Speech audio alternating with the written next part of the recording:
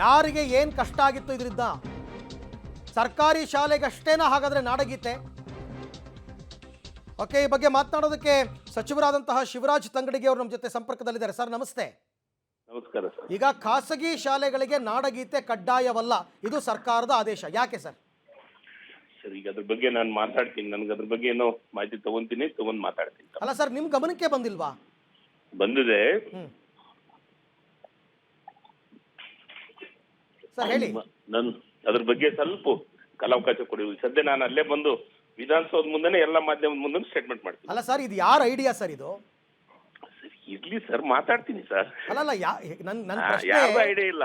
ಪದೇ ಪದೇ ಕುವೆಂಪುರವರಿಗೆ ಅವಮಾನ ಮಾಡಬೇಕು ಅಂತಕ್ಕಂಥ ಕೆಲಸಗಳಾಗ್ತಾ ಇದೆಯಾ ಅಂತ.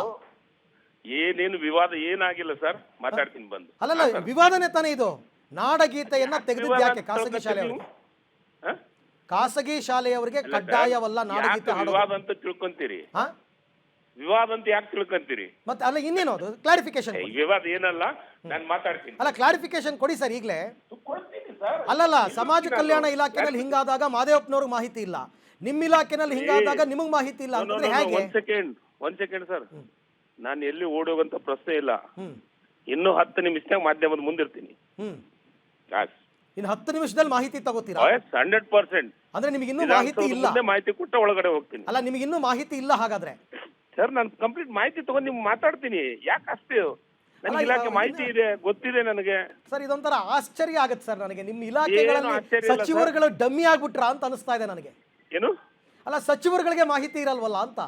ಸರ್, ಮಾಹಿತಿ ಇದೆ. ಅದೇನು ಒಮ್ಮಕ್ಲೆ 2 ನಿಮಿಷಕ್ಕೆ ಏನಾಗುತ್ತೆ ಸರ್?